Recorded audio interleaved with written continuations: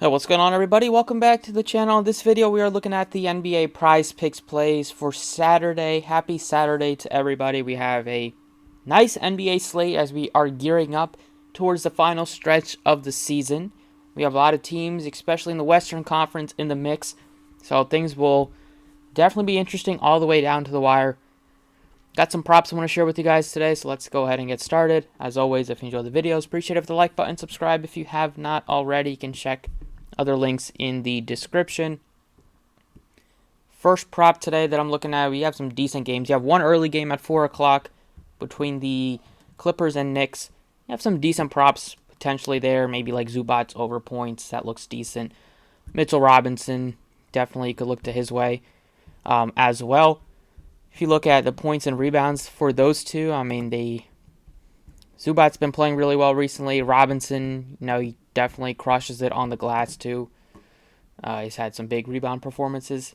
Mixed in Randall, he's come down a little bit with his rebounds with Robinson coming back from injury a few weeks ago. But with them still missing Jalen Brunson, you have a lot of production on the table. So going with the points prop, I do like Robinson over 8.5 points today. He's going to go up against Zubac and Plumlee. I think you can take both if you want to. Do a bit of one early game slip, and then I'll have some late game slips in here. But I think both look pretty good. You have Zubac starting. He's going to get minutes, him and Plumlee. Mostly going to split some of the center minutes. But against a bigger Knicks team, you should expect one of those two to be out there on the court with the Knicks going big with Robinson and Randall. So those are two props for the first game. You can definitely add some more. You have Julius Randle over PRA, looks fine. RJ Barrett starting to finally come back alive after being in a bit of a slump, and it's not really a coincidence that he's starting to play better just without Brunson there, because Brunson was doing great and he was taking a lot of usage and taking a lot of shots. So I like taking the over 30.5 on RJ Barrett to make it a 3-man, and then if you wanted to throw in one more Clipper guy, always look to one of the studs. You have Paul George. He's at 35.5 PRA, going up against the Knicks, but usually I go with Kawhi Leonard, both guys can do it all, but Leonard's been scoring more typically. If you look at his games, you see him every game he's at least over 20 points. He's going to rebound at a decent clip as well. Especially as of late, he's been killing it on the glass. And they're going to need some help rebounding against the Knicks team. And then he always chip in with some assist as well. So that would be a 4-man early slip, taking all overs for these four: Robinson, Zubac, Barrett, and Kawhi Leonard. But now we get into some of the other slips that I like. And probably my favorite game to target today is the last one of the night between the Suns and the Kings. You have the Kings sitting at number 2 in the West right now. Are having a great season. You have De'Aaron Fox crushing it with the scoring and the assists recently. Sabonis has been doing his thing. He's been chipping in all categories. So that's the first side I'm looking at. So first side we're looking at is Sabonis. His number, 18.5 points. I like the over. The rebounds, it's at 12.5, but he's typically will be there, but the points will probably be something I like better, or the assists, because he's been killing it on that side as well. But I'm taking might as well take a points and assists here. I mean, the points and rebounds and assists is fine, but just 26 points and assists for a guy that has flirted with a lot of 20-point games, and then he's gonna facilitate as well. So I like that one a lot. The second guy that you want to look to is De'Aaron Fox. You have a good number with his points, with his assist as well. He's been dialed in with that. He can rebound a bit too. So if you look at the difference between his points, rebounds, and assists, it's at 36.5, and his points and assists at 32.5. I would like taking his points and assists as well. So taking 2 points and assists on Sabonis and De'Aaron Fox.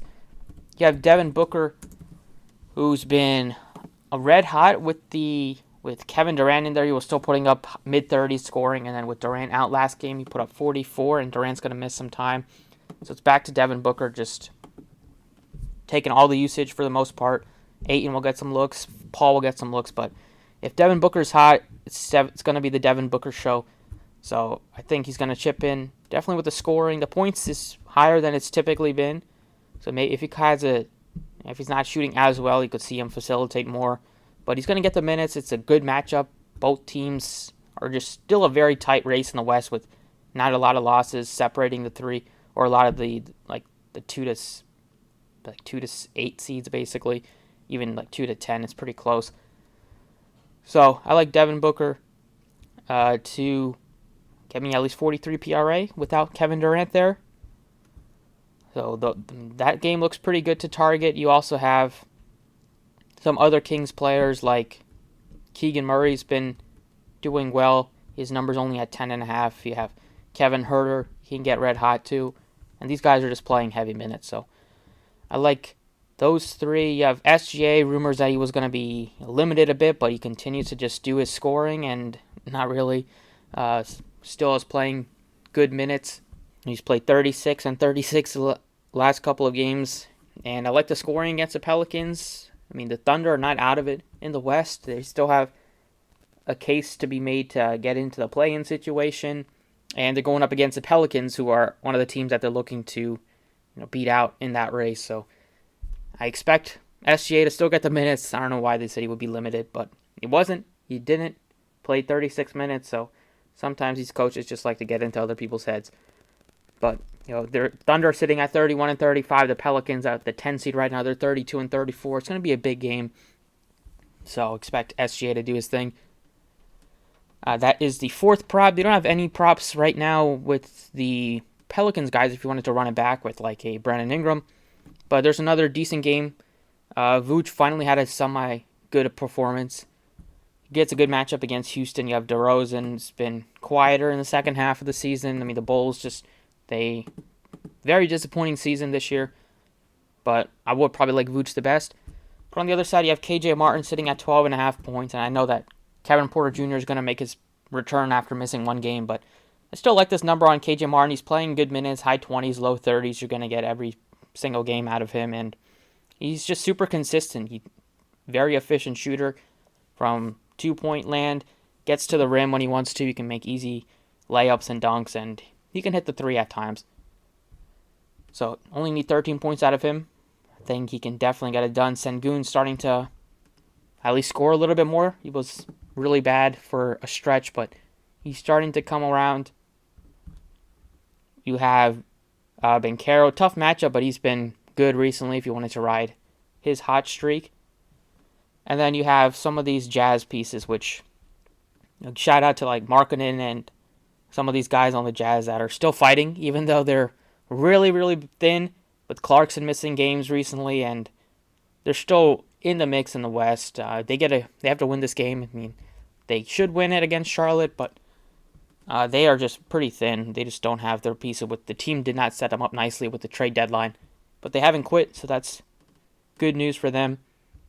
I think Markkanen will probably drop 30 plus if you wanted to take his, especially in matchup against Charlotte. So you could look to his points. If we take a look at his points, rebounds, and assists,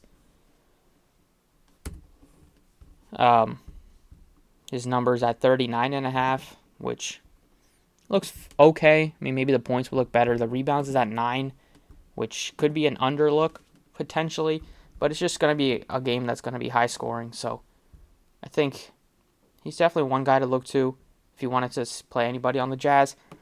See if there's anything that looks good at 3 points made. Like an early game, you need 4 from Randall. I mean, I would probably lean under.